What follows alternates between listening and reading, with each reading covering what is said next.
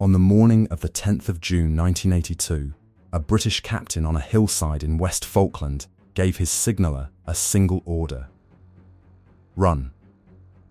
The signaller ran. Argentine fire was cutting across the open ground around him. He kept running. The captain did not follow. He turned back toward his position above Port Howard, with Argentine soldiers closing from three sides, and opened fire. He held that position until he could not hold it anymore. His signaller reached safety. He did not. What came back to Hereford in the weeks after was a signal.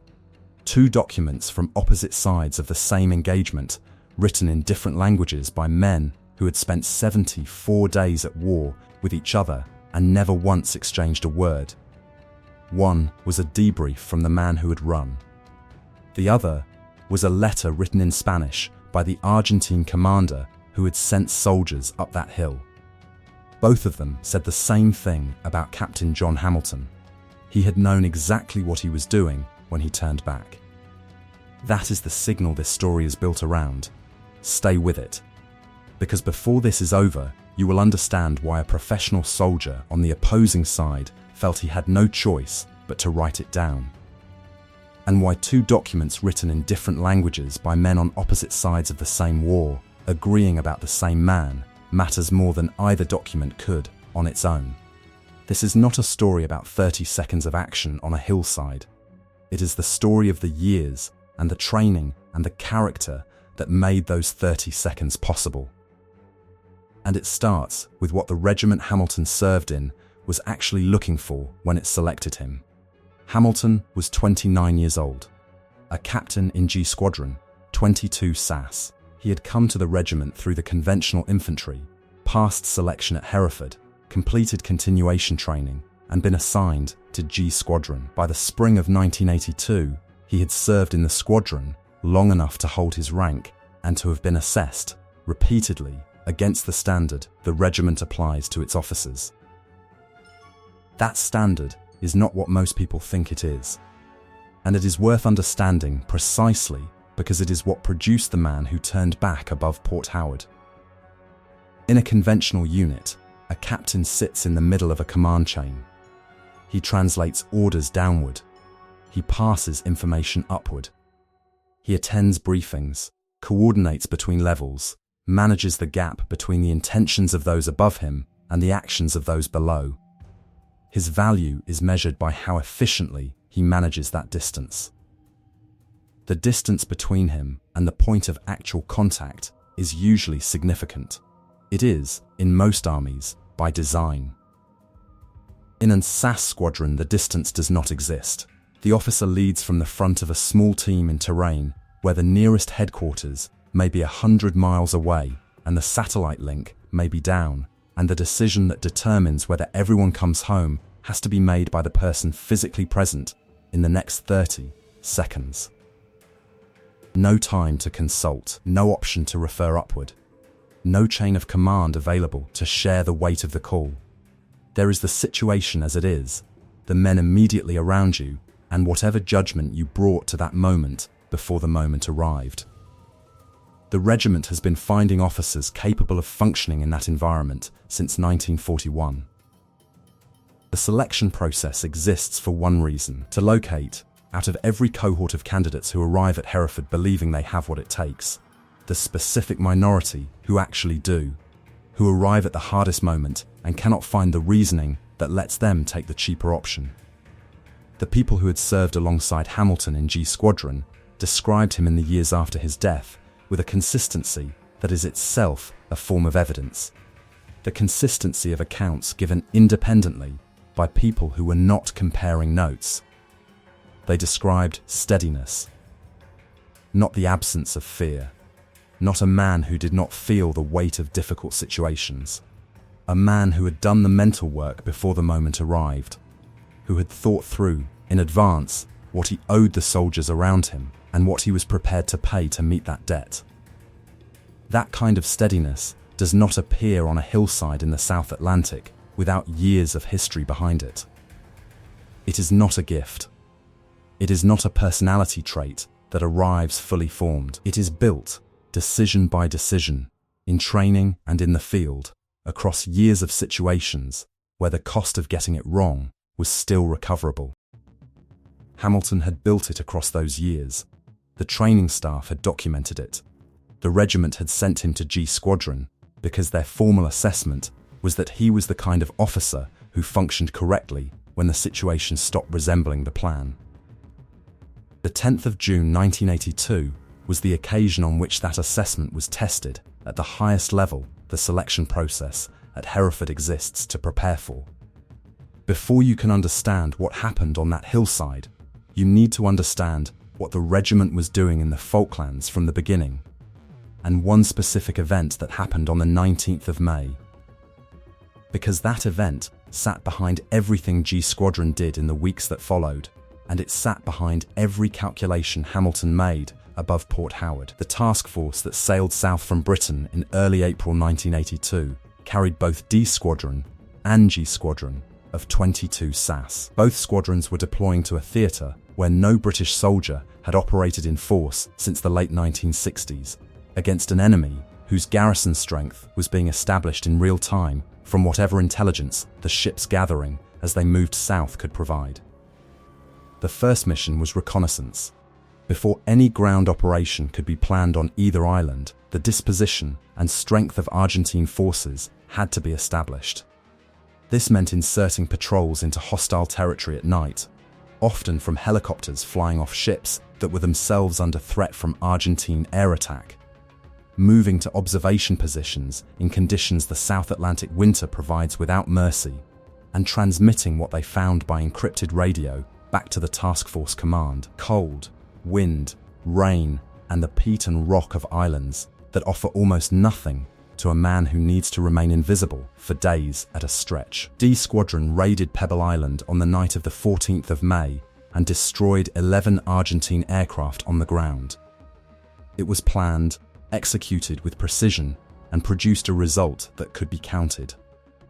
The aircraft were there when D Squadron went in. They were gone when D Squadron came out. That kind of operation is easy to describe because the outcome is visible. What happened 5 days later does not have that clarity, and it is the reason most accounts of the Falklands SAS effort move past it too quickly. On the 19th of May, a Sea King helicopter carrying soldiers of D Squadron between ships in the task force lost power and went into the South Atlantic in darkness. 18 men died in the water.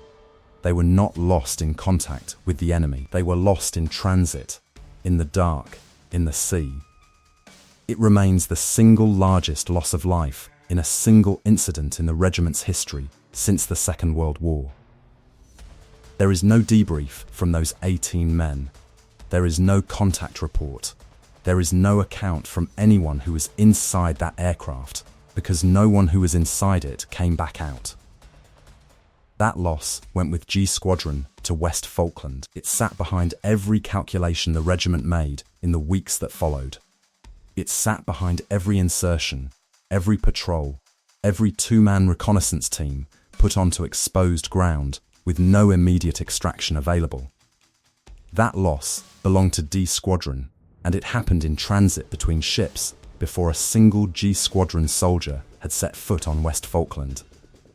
Hamilton's patrol was a different mission in a different phase of a different island. What happened above Port Howard on the 10th of June had nothing to do with what went into the South Atlantic on the 19th of May. The two events share a regiment and a campaign. They share nothing else. By early June 1982, the land battle on East Falkland was approaching its conclusion. The battles for Mount Longdon, Tumbledown, and Wireless Ridge were coming. The Argentine garrison in Stanley was under sustained pressure from British ground forces moving in from the west. The end was visible, and both sides could feel it. On West Falkland, it was different.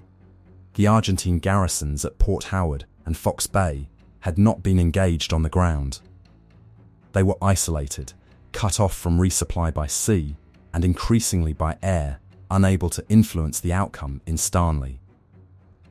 but their precise strength and disposition were not known to British command, and knowledge of both was required before the campaign could be brought to a clean conclusion. G Squadron was tasked to provide it. Hamilton's two-man patrol was assigned to Port Howard. Port Howard sits on the western shore of Falklands Sound, the channel that separates the two islands. In 1982, it was a small farming settlement, the largest on West Falkland, built around a cluster of structures at the edge of an inlet where the ground rises steeply toward a ridgeline with clear sightlines east across the Sound toward East Falkland on a clear day. The terrain above Port Howard is the terrain that defines West Falkland as a whole. You need to understand it because the ground is not background to this story. The ground is the decision. Open, featureless peat stretching in every direction, grass and rock, and nothing growing tall enough to conceal a standing man. Long, unobstructed sightlines in clear weather. In poor weather, the South Atlantic mist arrives without announcement and shuts visibility to a few dozen meters in minutes. No trees anywhere, no walls, almost nothing between a man lying on the ridge and the man 200 meters below him looking up. The kind of terrain that makes a reconnaissance soldier either very good at his work or very quickly found. Long-range reconnaissance in that environment demands a discipline that goes beyond training. You are in ground that offers nothing to hide behind. Every hour you remain in position, you are surviving entirely on being still and being silent and remaining undetected. The moment you are detected, everything switches. The same sightlines that have been letting you watch the garrison below become the sightlines the garrison will use to climb toward you. The ground that was working for you begins working against you in the same instant it stops working for you. Hamilton and his signaller understood this before they were inserted. They had moved to their observation position above Port Howard over the preceding days. They had been in position. They had been transmitting. The information was reaching the task force. This was the work the regiment had sent them to do, and they were doing it. Then, the Argentine garrison found them. The precise sequence that led to the compromise is not established in the public record with the specificity that some details from the Falklands campaign have achieved over the 40 years since. What is on record is the shape of what Hamilton faced in the minutes after the position was identified. The force the garrison committed to the two men on the high ground above Port Howard was not a small patrol sent to investigate a possible sighting. The garrison knew it had British soldiers on the ground above it and was not prepared to leave them there. The force moving toward Hamilton and his signaller was substantial. It was a committed effort to remove them. This is the moment the story turns, and it is the moment where most accounts of what happened above Port Howard miss the most important thing. Two SAS soldiers carry a level of personal firepower that reflects years of live training. A trooper who has been in the regiment 3 years has fired more rounds than most military careers produce in total. The individual close target capability that produces is measurable and real and not mythology. It is the product of a specific investment of training time applied consistently across years. It does not change arithmetic. 2 men against a superior force on bare ground, with no cover and no immediate extraction available. The options available to them reduce to 3. Fight through requires support close enough to reach. There was no support within reach. Break contact and move requires terrain that allows 2 men to disappear from an enemy who has already established their position. A featureless ridgeline with clear sightlines in every direction does not allow that, which left one option. The worst option on the list, and the only one that gave either man any chance at all. Split. One man holds position and fires. The other man runs. The man who holds has to buy the man who runs enough time to cover the distance to ground from which extraction becomes viable. If the covering fire holds long enough, one man comes home. If it does not hold, Neither man does. It is not a good option. It is the only option. It requires one man to stay and one man to go. Hamilton looked at the ground. He assessed the force moving toward them. He calculated the distance his signaller would need to cover to reach a position from which a helicopter could extract him. He calculated how long accurate covering fire would need to hold to buy that distance against a force of that size, moving across that terrain toward a two-man position. He ran through the assessment completely and clearly. The situation was not ambiguous. The arithmetic was not uncertain. The conclusion the assessment produced was not the conclusion anyone would have chosen. But it was the only conclusion the ground supported. He gave his signaller the order to go. He did not give himself the same order. He turned back toward the featureless peat above Port Howard. He opened fire. What the debrief records about the minutes that followed is described with the economy formal military accounts used for contacts of this kind. He engaged the enemy. He maintained accurate fire. He continued to engage after he was hit. That last line is worth slowing down on. A man who has been hit in a firefight is a man whose body has just received a trauma that every physiological mechanism it possesses is designed to respond to. Pain. Shock. The involuntary narrowing of attention toward the wound. The survival systems in the human body at that moment are pulling towards stillness and self-protection. To override those mechanisms and maintain accurate fire against a closing force in open ground with no cover requires a quality that the debrief does not name but records in the sequence it describes. He maintained accurate fire after being hit against a force that substantially outnumbered him on ground that offered him nothing. The signaller ran. Hamilton fired. The signaller covered the distance he needed to cover. He reached ground from which extraction was viable. Hamilton held his position until he could not hold it any longer. Now consider what Soria's soldiers carried back down that hill to their commander. Major Ricardo Soria commanded the Argentine garrison at Port Howard. A professional soldier, isolated, cut off from resupply, watching the war in Stanley move toward its conclusion without being able to influence it.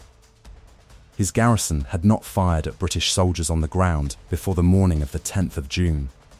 They fired at Hamilton on the morning of the 10th of June. The soldiers who came back down from that hillside reported what they had encountered on the way up. A British officer who had been hit and had not stopped, who had maintained the accuracy of his fire after being hit, who had held the ground he had chosen with a consistency that multiple men, returning independently from the same engagement, all described in the same terms. A man who had kept operating past the point where the body's own systems are trying to shut the operation down. Soria ordered his soldiers to bury the British officer with full military honours. Then he sat down and wrote a letter to the British command. Take a moment to understand what that decision represents. Because military commanders do not write tribute letters to the men their forces have killed. There is no protocol for it, no form it takes, no convention it follows. The convention runs in the opposite direction entirely. The enemy you have killed is the obstacle your soldiers were tasked to remove. What he did before you removed him is the record of how hard the obstacle was. You account for your ammunition. You file your after-action report. You prepare your casualty returns. You do not write to the people who sent him. Soria wrote because what his soldiers described when they came back down the hill left him no professional option except to acknowledge it. Whatever the rights and wrongs of the war his government had started, whatever the politics of the Falklands, what had happened above his garrison that morning was something his profession recognized without ambiguity, and his character required him to name it in writing, even though no convention asked him to, and no superior officer expected it of him. He described the engagement. He described Hamilton engaging after being wounded. He described the accuracy of fire from a position held by two men against a force that substantially outnumbered them on ground that gave those two men nothing to work with. He described what his soldiers found when they reached the position Hamilton had held. The letter was delivered through channels that existed between the two sides in the days following the surrender on the 14th of June. It reached the British command. It was documented and filed. It became part of the official record of the Falklands campaign. It was not widely reported in the summer of 1982. Press attention was on Stanley, on the surrender, on the political accounting of a war that had cost 255 British lives and 649 Argentine lives. The hill above Port Howard had no cameras, no press, no one with a notepad standing at the bottom watching what happened at the top. There is the letter, there is the debrief, there is the hill. The debrief is the second document, the formal account taken from the surviving member of the patrol in the weeks after the end of the war. It is not in the public domain in its complete form. What has been established from those with access to its substance is the sequence of events it records and, critically, one specific characterization that makes it the more important of the two documents for the question this story is asking. The debrief records the moment between Hamilton's assessment and his order to the signaller to go. It records that this moment was not instantaneous. Hamilton had time to assess before giving the order. He used the time. He understood what the ground was. He understood the numbers. He understood what a two-man patrol in that position had available to it. He understood what the order he was about to give meant for the man receiving it. He understood what it meant for himself. He gave the order anyway. This is what the signal records. It is the answer to the question that every account of this kind of event eventually has to ask. Not whether it happened. It happened. Not whether the outcome was what the record says it was. It was. But whether the person at the center of it knew what he was choosing when he made the choice that produced it. Whether the decision was deliberate or reflexive. Whether it was a man thinking or a man reacting. The debrief answers that question clearly. Hamilton knew. He had assessed completely and accurately. He had decided. He had acted on the decision without revision when the full cost of it became apparent to him in real time. Now here is why the two documents together carry weight that neither carries alone. They were produced independently, written in different languages, describing the same event from opposite ends of the same hillside. Soria did not have access to the British debrief when he wrote his letter. The man giving the debrief had not read the letter. Neither man was writing to confirm what the other had written. There was no coordination between them. There was no shared account they were both drawing from. They reached the same conclusion anyway. When military records from opposing sides of a single engagement are examined, they usually contradict each other. They reflect different institutional perspectives, different command pressures, different versions of events shaped by different interests. Soria had no institutional interest in writing what he wrote. No superior officer was asking him to praise British resistance. No convention required acknowledgement of it. His professional assessment of what had happened above his garrison was what it was, and what it was required him to write the letter regardless of what convention said. The debrief had no requirement to characterize Hamilton's decision as deliberate rather than reflexive. In the regiment's culture, a reflex is valued no less than a calculated choice. The man who throws himself onto a grenade without thought, and the man who walks back into fire with full understanding of what walking back means, paid the same price. The citation recording both actions does not typically distinguish between them. The debrief distinguishes. It records a man who assessed completely, decided clearly, and acted on that decision without changing it when the cost became fully and finally apparent. Training can develop that quality. Training cannot install it in someone who did not bring it to Hereford in the first place. The selection process exists to find the people who brought it. Hamilton brought it. The regiment had found it, documented it, and sent him to West Falkland to use it. He used it exactly as the assessment said he would. Hamilton was awarded the Military Cross posthumously. The citation recorded his decision to remain at his position to cover the withdrawal of his signaller, his continued engagement of the enemy after being wounded, and the direct relationship between his actions and the survival of the man he had ordered to run. The citation records the exterior of what happened. It says what he did. It does not describe the interior of the decision, because citations are formal records, not character studies. What the debrief and the letter together provide is the interior the citation leaves out. What preceded the action? What was present in the man at the moment he chose? There are things the two documents do not record. They do not tell us whether Hamilton was afraid. They do not tell us what he was thinking about in the seconds between the order to go and the moment he turned and opened fire. They do not tell us what the last minutes felt like from his position on that bare ridgeline. They tell us what he did. They tell us that he knew what he was doing when he did it. The distance between those two facts and the experience behind them is a gap no document closes. The signal can only mark where the edge of the gap is.